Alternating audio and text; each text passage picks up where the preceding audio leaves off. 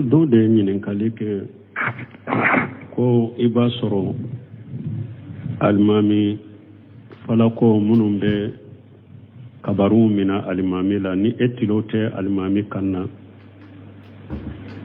mais min bɛ laseli kɛ alimami kɔfɛ e tilen b'o de kan na e bɛ o de nɔ mina ou bien e bɛ alimami de nɔ mina fɔlɔ an b'a fɔ yan fɔlɔ min ye ka alimami laselibaga alimami la sunna tɛ ni darura manana ye laselibaga sunna tɛ ni delila ni darura manana ye ciden tile la laselibaga tun tɛ a yɛrɛ jama b'a ka kabaru mɛn bilali tun tɛ kabaru mina ciden na ko a b'a lase darura de nana na ciden tile la tuma min ciden banana de Abubakar ye sali damina ni mɔgɔw ye o kɔfɛ ciden yɛrɛ ye nɔgɔya sɔrɔ a nana Abubakar yɛrɛ mana ka kɛ alimami kɔfɛ mɔgɔ ye ciden kɛra alimami ye ciden kan lafulen do bana ye kan lafu jama t'a kan mɛn ni ciden ye kumana n'a ye kabaru fɔ a kumana Abubakar jɔlen b'a kun na Abubakar b'a mɛn wala Abubakar fana b'a fɔ jama b'a mɛn wala n'a y'a sɔrɔ misiri ka bon mikoro t'a la jama ka ca minnu bɛ kɔfɛ u tɛ alimami kan mɛn laselibaga bɛ se ka laseli kɛ o ye darura ye ou bien a tun bɛ sali mikoro de la laselibaga tun tɛ mɛn mikoro de tigɛra jama min bɛ kɔfɛ u tɛ alimami kan mɛn kelen bɛ se ka laseli kɛ nin ye darura ye wala ni darura nana laselikɛla bɛ se ka laseli kɛ alimami kɔfɛ mais ni darura mana sunna tɛ laseli kɛlen alimami yɛrɛ kan wasara an bɛ nin de fɔ fɔlɔ wa filanan bon n'a y'a sɔrɔ laselibaga min fana ye aw hatagilen de b'a la e tɛ alimami kan mɛn e bɛ ale kan min mɛn e bɛ ale de ladege e bɛ baara kɛ ni ale kan de ye parce que ale kan in kɔrɔ de ye e ka pour e k'a mɛn e fana b'i ka baaraw kɛ parce que ciden y'o de fɔ sallallahu alaihi wa sallam a ko safa fɔlɔ ka tugu ale la u ka ale lajɛ ale bɛ mun kɛ u k'a kɛ minnu fana b'o kɔfɛ u bɛ olu lajɛ minnu b'o kɔfɛ u b'u lajɛ safaw bɛ ɲɔgɔn lajɛ ka taa de o bon n'an y'a tɛ ɲɔgɔn na sa donc kan de bɛ marché sisan ni alimami kan bɛ marché a bɛ baara kɛ ni alimami kan ye ni alimami kan tɛ mɛn baara bɛ kɛ ni laselibaga ka kan de ni darura nana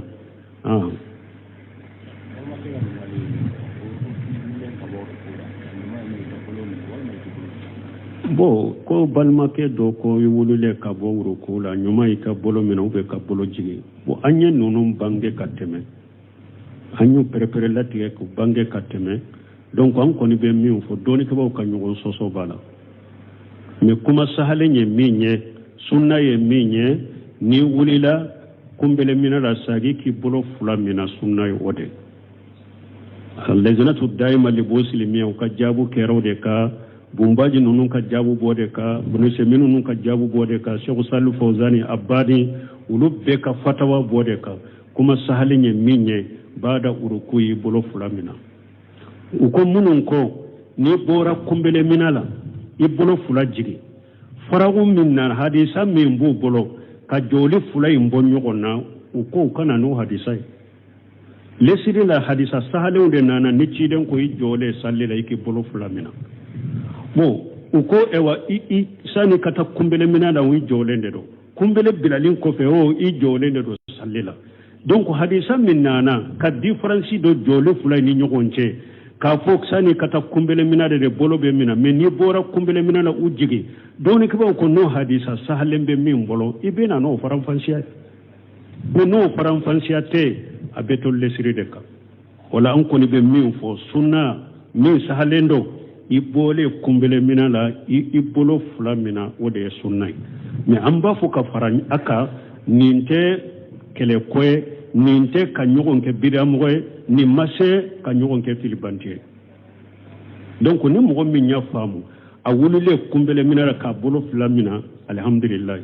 sunna sabatira kan ni mɔgɔ min y'a faamu ni n bɔra kunbɛlɛminɛ la n b'u jigi dɔɔnikɛbaw dɔw y'o fɔ baasi t'a fana ka mɔgɔ kana kɛlɛ ninnu ko ninnu tɛ kɛlɛ kun ye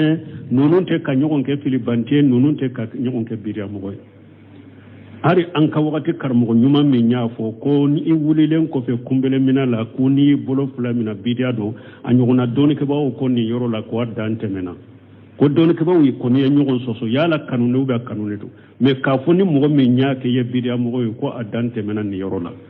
donc ambe min fo tuma mi hari yebbuno se minu nyenenka ko anya ye kitabu do kono ka fo ewa ibulile kumbele minala ka sagiki bolo fula mina ko bidia do ako sana kanyin kalin jabi folo alebe bila sralike karamo ye mogo ye bidia te ko noye bidia to kuma noye ni be bidia fo mogo ma ko mina ka sora ye ko kelle sirte minna dinala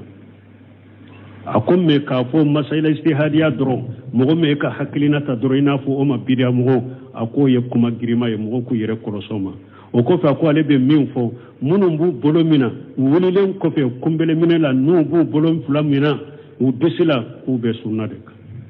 ako ciden ka sunna serehu sunna sabati lende bala donc basita abdul musin abari nyini karandina ako bolo to ya damado de fora bolo la droni be sallila ciden ko sallallahu alaihi wasallam ni ye kabaru fili i bolo fula bila idisika ako ni tara kumbele mina la i bolo fula ke kumbele fula mina ako ni tara sujuru la i bolo fula da i ka sujuru ke bolo fula ni ɲɔgɔn cɛ ni bɔra sujuru la i bolo fula ta ko da u senw kan tahiya fana bɛ kɛ cogo min a y'a fɔ o cogo la a ko yala kumbele bilali kɔfɛ ciden ye mun fɔ n'a y'a sɔrɔ kɛyɔrɔ cogo wɛrɛ b'a la ni disi tɛ a tun b'o banga ɲɛ mais ni o ma fɔ ciden depuis ni donna salli la fo ka bɔ bolo bɛ kɛ cogo cogo yɔrɔ yɔrɔ a y'a bɛɛ fɔ kumbele bilali kɔfɛ n'a ma yɔrɔ fɔ a ye disi min fɔ sani ka taa kumbele mina la u bɛ t'o yɔrɔ de la lesiri ye o de ye epi hadisa sahalenw b'o de la hadisa sahalenw sabatira ni jɔlen do salli la i bolo fila min na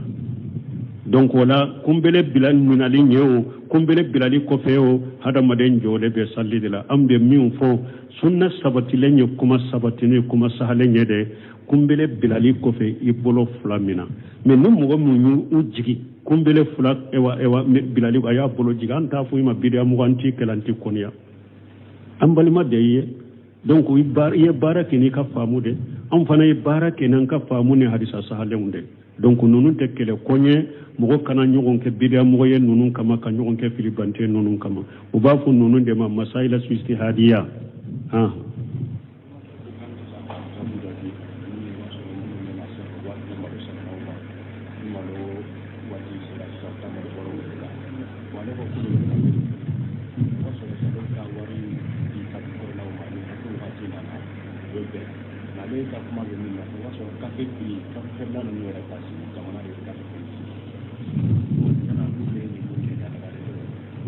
bon tiɲɛ la ko dɔw ko k'olu bɛ kafe de feere komi an ye min fɔ malo feerelaw ta la n y'o fɔ cogo min Birama baara sugu minnu filɛ nin ye ni ne ma sigi ka nin baara faranfasiya ɲɛ et puis fana ko gouvernement de bɛ prix sigi n tɛ se k'i n da dɔw la tɔ ko n b'o jaabi n y'o de fɔ n ko ko dilenlen bɛ jamana de ma ou bien gouvernement ko donc an tɛ teliya k'an b'o jaabi tɛ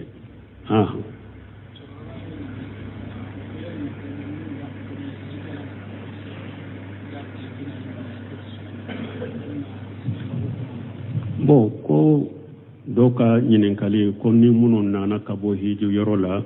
tile 40 kana bɔ senbɛ yɔrɔ ba la dalila t'o la silamɛya sariya la k'a fɔ ni bɔra hiji yɔrɔ la fo tile 40 i k'o kɛ so de kɔnɔ i kana bɔ dalila t'o la o ye bidiya ye lesiri t'o la diina la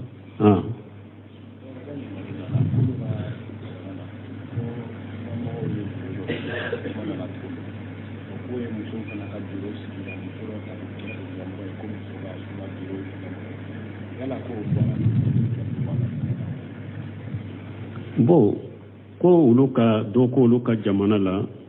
ko sunnamɔgɔw ye bure sigi ka ɲɛma bɔ a la ka musow fana biro sigi ka ɲɛma bɔ a la basi bɔ la wa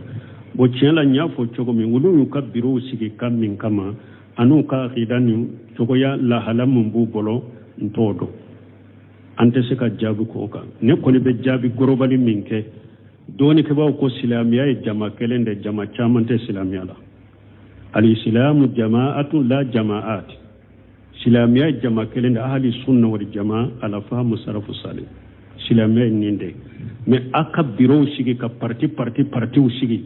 kelen ka togo do u yere la ani ka bara togo do yere la dina la ni mogo min ewan nye sonna itane aka bara togo ma na ke kelenye ni mogo min maso au ka bara na ka ta togo ma hari no be tiya ka no te kelenye o ye farafari de silamiya la ambe mun fo yode mais na ya soro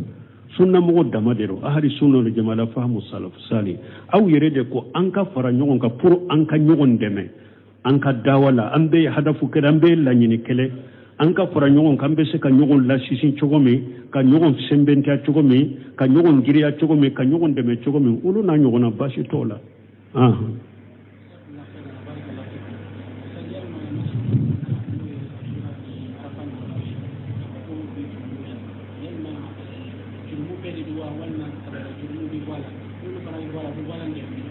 bon ko ina su juman bala ko ni ciden ko arafa don be san fula junubu yafa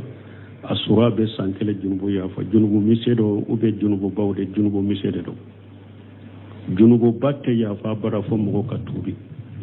adelay munye salawatul khams wal juma ila al juma wa ramadan ila ramadan mukaffirat ma bainahunna idha istinbatil idha uzitinabatil kabair ciden ko jumani jumace farda sali ce sungalo ce nonun bi ka junubu misawu ya fa ni yere koroshi junubu bama don kuma ko farda sali ni nye fardai silamiya ka jonsen dode do ni o ma junubu baya fa nafila sunde be soko ya fa juma ma se ka junubu ba mi nya fa nafila sunde be soko ya fa sungalo sunu farda me se ka junubu ba mi nya fa nafila be soko ya fa wala arafa su junubu yafa be junubu misewudema o yera kasuru yere korosi kabo junubu bawma asura ye abe junubu misew samin temena junubu misewude yafa junubu batede junubu bakoni yere foibe tubi kabola de alaykum salam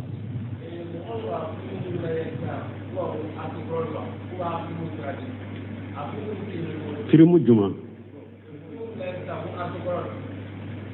bon nete filimu laje nete filimu da bu perpere latige de ko munum bala ambodo nete filimu laje comme un misali comme mu parce que netu lajew ebe kuma fende ka kakire tiga kai ka nyedo folo mindo koni be min fo gorobali la yusufu filimu munum be misali yala ube badri kele munu ni hudi kele munu be misali ala ube sago ka filimu nonu nyangalon dila le undo lajeli haramu doni ke ba umma so ma lejina daima yen nonu jabi nonu lajeli tebbi galo allajeli tebbe galo dila le unde do kele afulana foto taye haramu de kuma mana min ka foto ta sera se ba umma donc nonu nyangalon dila le unde lajeli tebbe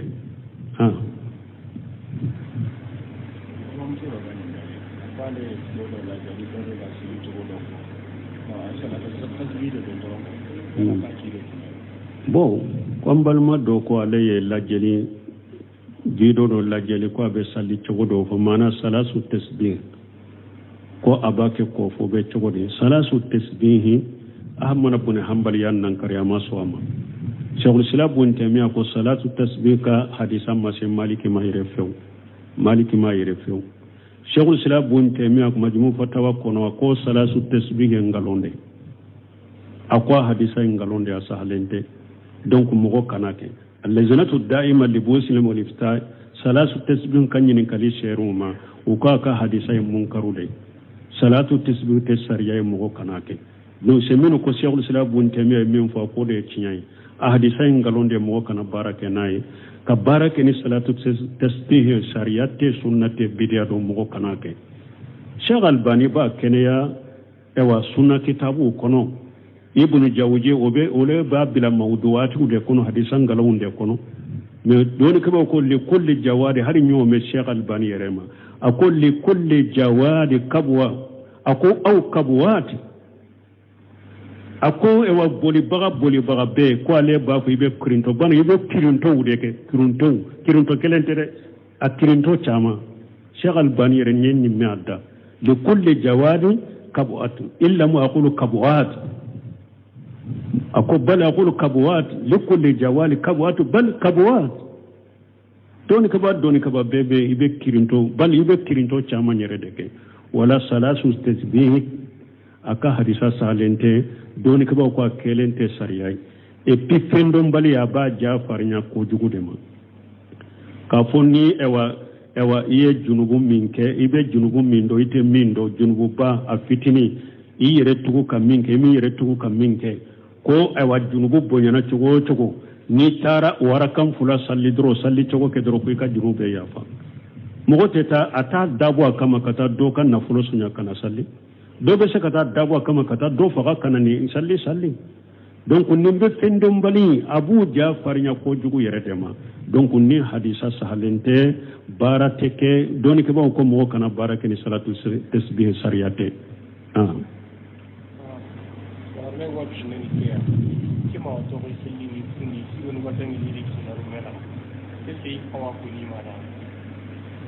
bon ko ale babe to kala nyininka ko mun betteme ana ceni nyogonce yala le bu faywa na ya soro ini ce ka so kono na feunde aba haketo furu labbato ne dila ko mun betteme ani nyogonce ate daga iko fo mo gosiye ci don ko furu nyoma fula mogo min ka jo yoro la jabada qiyama do mogo min ka jo yoro ka juguna be o ye furu nyoma fula de min temena ni ce de do min temena eni muso ce so kono ni dugu jere e ba fo i baro nyogo ye ci den ko de ka jigi yoro ka juguni be ya qiyama do ni muso de do ni min temena eni ce e be to o baro fo mogo wore ci den ko mogo min ka jigi yoro ka jugu be yo mala kama o ye donc furu nyogoma fula min bari nyogon ce gundo min do be marade wote fo mogo ye de fo na ya soro soso ni kele de nana sisa ko do de be fo akanya nyini kuma kake ani nyogon ce de donc basito amma fo ono mais ni ote kinyini kadro min bi inu ce kanofo hari na ya soro furu la bato inte ini ce sokono na baraw ni muskila mana kele mana no ya wole kan nyini ka beki tafo puru kasi ka sulhu dani nyogonce ni ote min bi ce ka sokono muso ka dana ya dode don min be ika ce ka sokono aka gundon iku sutura ku koroshi kanu fo mogoshi hari ba kani ce ka sokono gundo ta ku foi foni darura nana ni min foli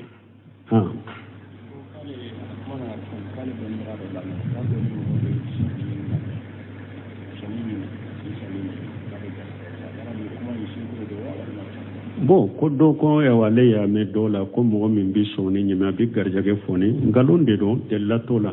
inna allah huwa raja'u du quwwatil matin garjage kelay ala de men nunu nye qurafatu ni ngalon ko mawde cinya tola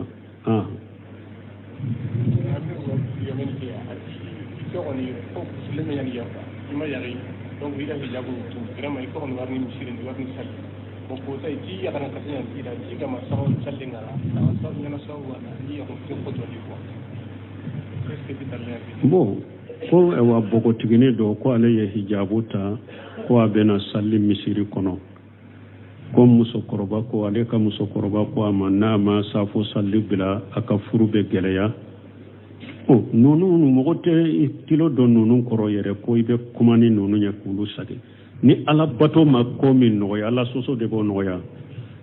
ala bato de be hada maden ka ko noya bali ka sallire ka ala bato yere ka duwa ke yere o de bi gere ala la o de bi ka ko noya o man yattaqillaha yaj'al Allahu maghraja wa yarzuquhu min haythu la yahtasib wa man yatawakkal ala Allah fa huwa hasibuhu ومن يتق الله يجعل الله من امره يسرا aya dolala ko konni mo ni sirana alanye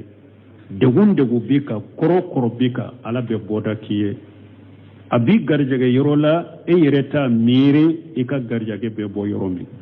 aya wurela la ko man yattaqillah yaj'al Allah min amrihi yusra akonni mo sirana alanye ala bika ko noya iye donc ala bato yere de be hada maden ka ko noya ka furu noya ye ni safo salli yere to yere ite salli be ala soso yere o de be ka ko gele yere subhanakallahumma rabbana bihamdika ashhadu an la ilaha illa anta astaghfiruka wa atubu ilayk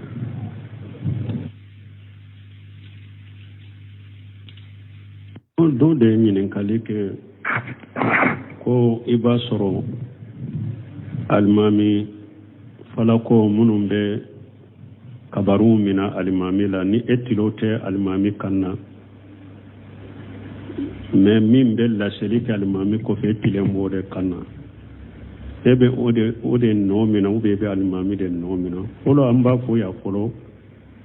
min ye ka alimami laselibaga alimami la sunna tɛ ni darura manana ye laselibaga sunna tɛ ni delila ni darura manana ye ciden tile la laselibaga tun tɛ a yɛrɛ jama b'a ka kabaru mɛn bilali tun tɛ kabaru mina ciden na ko a b'a lase darura de nana na ciden tile la tuma min ciden banana de Abubakar ye sali damina ni mɔgɔw ye o kɔfɛ ciden yɛrɛ ye nɔgɔya sɔrɔ a nana Abubakar yɛrɛ mana ka kɛ alimami kɔfɛ mɔgɔ ye ciden kɛra alimami ye ciden kan lafulen do bana ye kan lafu jama t'a kan mɛn ni ciden ye kumana n'a ye kabaru fɔ a kumana Abubakar jɔlen b'a kun na Abubakar b'a mɛn wala Abubakar fana b'a fɔ jama b'a mɛn wala n'a y'a sɔrɔ misiri ka bon mikoro t'a la jama ka ca minnu bɛ kɔfɛ u tɛ alimami kan mɛn laselibaga bɛ se ka laseli kɛ o ye darura ye ou bien a tun bɛ sali mikoro de la laselibaga tun tɛ mɛn mikoro de tigɛra jama min bɛ kɔfɛ u tɛ alimami kan mɛn kelen bɛ se ka laseli kɛ nin ye darura ye wala ni darura nana laselikɛla bɛ se ka laseli kɛ alimami kɔfɛ mais ni darura mana sunna tɛ laseli kɛlen alimami yɛrɛ kan wasara an bɛ nin de fɔ fɔlɔ bon filanan bon n'a y'a sɔrɔ laselibaga min filɛ nin ye aw hatagilen de b'a la e tɛ alimami kan mɛn e bɛ ale kan min mɛn e bɛ ale de ladege e bɛ baara kɛ ni ale kan de ye parce que ale kan in kɔrɔ de ye e ka pour e k'a mɛn e fana b'i ka baaraw kɛ parce que ciden y'o de fɔ sallallahu alaihi wa sallam a ko safa fɔlɔ ka tugu ale la u ka ale lajɛ ale bɛ mun kɛ u k'a kɛ minnu fana b'o kɔfɛ u bɛ olu lajɛ minnu b'o kɔfɛ u b'u lajɛ safaw bɛ ɲɔgɔn lajɛ ka taa de o bon n'an y'a tɛ ɲɔgɔn na sa donc kan de bɛ marché sisan ni alimami kan bɛ marché a bɛ baara kɛ ni alimami kan ye ni alimami kan tɛ mɛn baara bɛ kɛ ni laselibaga ka kan de ni darura nana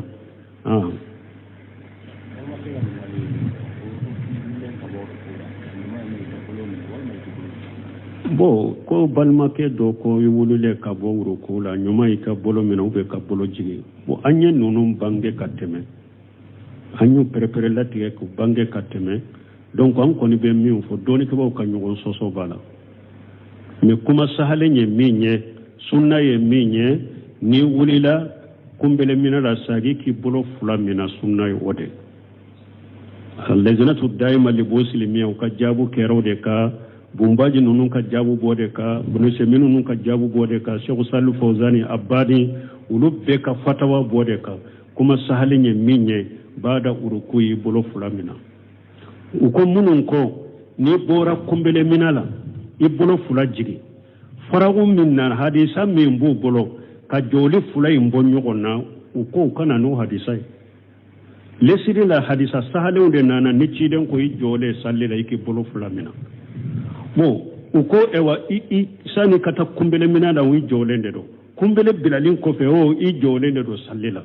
donc hadisa min nana ka différence dɔ jɔlen fila ni ɲɔgɔn cɛ k'a fɔ sani ka taa kunbɛlɛminɛ de bolo bɛ mina mais n'i bɔra kunbɛlɛminɛ la u jigi dɔɔnikɛbaw ko n'o hadisa sahalen bɛ min bolo i bɛ na n'o faranfasiya mais n'o faranfasiya tɛ a bɛ to lesiri de kan o la an kɔni bɛ min fɔ sunna min sahalen don i bɔlen kunbɛlɛminɛ la i bolo fila mina o de ye sunna ye mais an b'a fɔ ka fara a kan nin tɛ kɛlɛko ye nin tɛ ka ɲɔgɔn kɛ biramɔgɔ ye nin ma se ka ɲɔgɔn kɛ filibanti ye donc ni mɔgɔ min y'a faamu a wulilen kunbɛlɛminɛ la k'a bolo fila mina alhamdulillah sunna sabatira kan ni mɔgɔ min y'a faamu ni bɔra kunbɛlɛminɛ la n b'u jigi dɔɔnikɛbaw dɔw y'o fɔ baasi t'a fana ka mɔgɔ kana kɛlɛ ninnu tɛ kɛlɛ kuɲɛ ninnu tɛ ka ɲɔgɔn kɛ filibanti ye ninnu tɛ ka ɲɔgɔn kɛ biramɔgɔ ye hari an ka wakati karmo nyuma min ya fo ko ni wulilen ko fe kumbele minala ko ni bolo fula mina bidia do anyona doni ke bawo ko ni yoro la ko dante mena ko doni ke bawo ko ni nyogon soso yala kanune ba kanune do me ka fo ni mo min nya ke ye bidia mo ko adante mena ni yoro la donc ambe min fo tuma mi har yebbuno se minu nyenenka ko anya ye kitabu do kono ka fo ewa ibulile kumbele minala ka sagiki bolo fula mina ko bidia do ako sana kanyin kalin jabi folo alebe bila sralike karamo ye mogo ye bidia te ko noye bidia to kuma noye ni be bidia fo mogo ma ko mina ka sora ye ko kelle sirte minna dinala ako me ka fo masaila istihadiya dro mogo me ka haklina ta dro ina fo o ma bidia mogo ako ye kuma girima ye mogo ku yere korosoma o ko fa ko alebe min fo munum bu bolo mina wulilen ko fe kumbele minala nu bu bolo fula mina u desila ku be sunna de ako ciden ka sunna serehu sunna sabati lende bala donc basita abdul musin abari nyini karandina ako bolo togo ya damado de fora bolo la droni be salila ciden ko sallallahu alaihi wasallam ni ye kabaru fili ibolo fula bla idisika ako ni tara kumbele minala ibolo fula ke kumbele fula mina ako ni tara sujurula ibolo fula da ika sujuru ke bolo fula ni nyogonje ni bora sujurula ibolo fula ta koda usheunka tahya fana ubeke chogome ayafo o chogola ako yala kumbele bilali ko fe chire nyamufo na ya soro keyro ewa chogowere bala ni disite atumbo banganye mini o mafo chire depini donna sallila fo ka bolo beke chogo yoro aya befo kumbele bilali ko fe nama yoro fo aye disi min fo sani kata kumbele mina la ubeto yoro de la lesri yo ode e pe hadisa sahale umbode la hadisa sahale sabatira ni jolendo sallila ibolo fulamina donc wala kumbele bilal minali nyew kumbele bilali ko feo hada maden jole be sallide la ambe min fo sunna sabatile nye kuma sabatine kuma sahale nyede kumbele bilali ko fe ibolo fulamina me no mo mu ujigi kumbele fula ewa bilali aya bolo jiganta fu ma bidia mu anti kelanti konia ambali ma deyye donc ye barake ni ka famude am fana ye barake nan ka famune hadisa sahale unde donc nunun tekele konye mogo kana nyogon ke bidia mogo ye nunun kama ka nyogon ke filibante nunun kama ubafu nunun de ma masaila istihadiya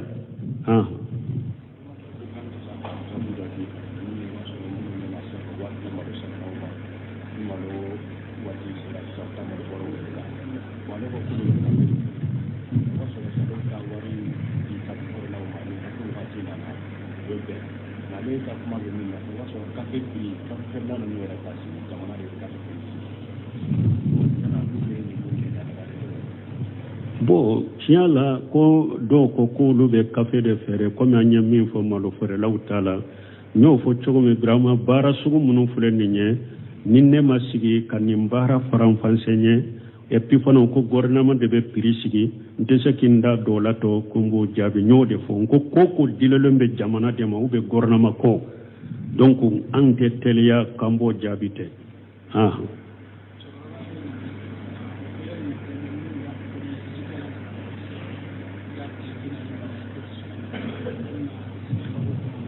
bon ko doka nyininkali ko ni munu nana kabo hiju yorola tile binani kana bo sembe yorobala dalila tola silamia sarela ka fonni bora hiju yorola fotile binani iko ke sode kono kana bo dalila tola o yebide lesiri tola dinala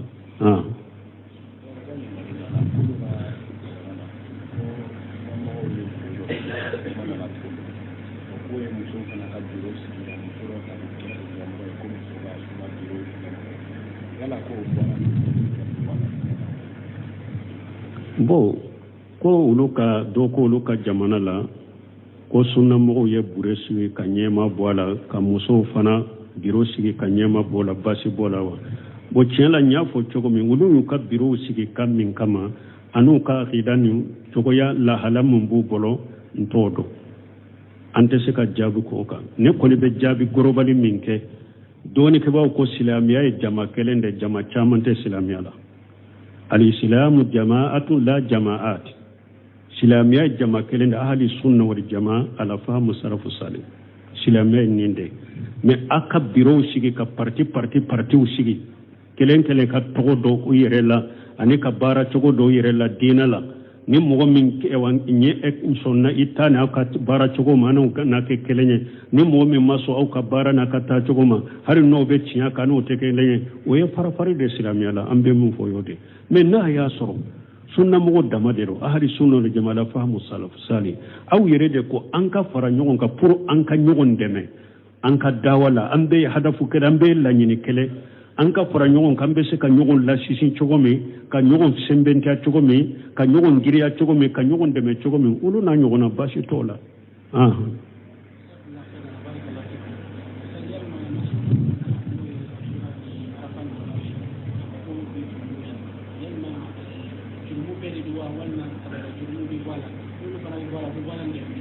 bon ko ina su juman bala ko ni ciden ko arafa don be san fula junubu yafa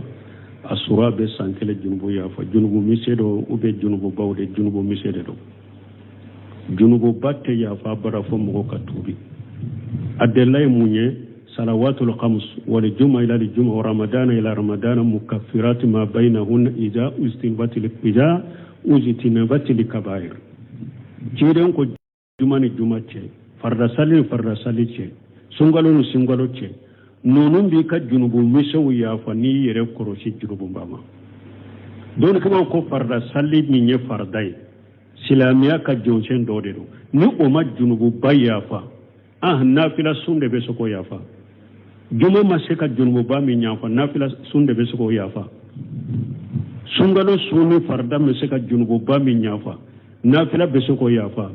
wala arafa su junubu yafa be junubu misewudema o yera kasuru yere korosi kabo junubu bawma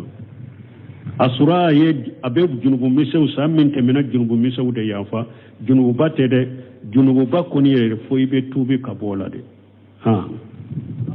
alaykum salam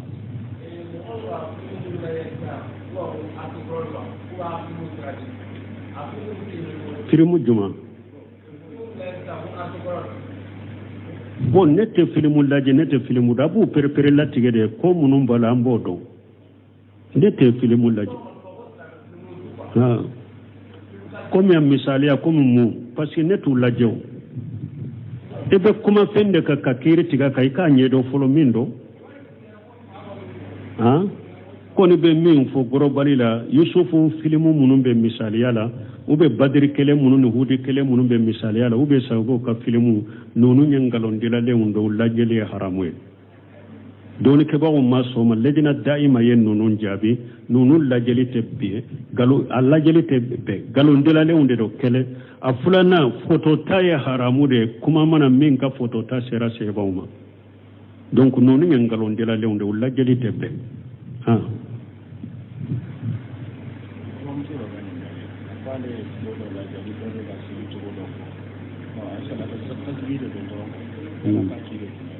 bon kwambalma do ko alaye lajeli jido do lajeli ko be salli cogodo fo mana salasu tasbih ko abake ko fo be cogodi salasu tasbih ahmad ibn hanbal yan nan kariya maso amma shaykhul islam ibn taymiya ko salatu tasbih ka hadisan ma maliki ma yere few shaykhul islam ibn taymiya ko majmu fatawa kono ko salasu tasbih ngalonde akwa hadisa ngalonde asahalende donc mogo kanake allazanatu daima li muslim wal ifta salatu tasbih kanyin kali sheruma uka ka hadisa munkaru dai salatu tasbih te sariya mogo kanake no semino ko shaykhul islam ibn taymiya min fa ko de tinyai hadisa ngalonde mogo kana barake nai ka barake ni salatu tasbih sariyate sunnate bidia do mogo kanake shaykh albani ba kenya ewa sunna kitabu kono ibn jawji ole ba bila mawduati de kono hadisan galawun de kono me doni kaba ko li kulli jawadi har nyo me Sheikh Albani yerema akol li kulli jawadi kabwa ako au kabwati ako ewa boli baga be ko ale ba ko ibe kirinto ban ibe kirinto de kirinto kelentere a kirinto chama Sheikh Albani yere nyen mi adda li kulli jawadi kabwat illa mu aqulu kabwat ako bal aqulu kabwat likulli jawali kabwat bal kabwat doni kaba bebe ibe kirinto chama nyere deke wala salasu tasbih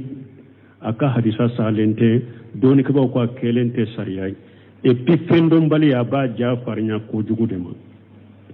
ka fonni ewa iye junubu minke ibe junubu mindo ite mindo junubu ba afitini iyere tugu kaminke mi yere tugu kaminke ko ewa junubu bonyana chogo ni tara warakan fula salli chogo ke dro ko ka junube yafa mogo teta ata dabwa kama kata do kan na fulo sunya kana salli do be se kata dabwa kama kata do faga kana ni salli donc nimbe fendom bali abu jafar nya ko jugu yere tema donc ni hadisa sahalente barateke doni ke ba ko mo kana barake ni salatu tasbih sariyate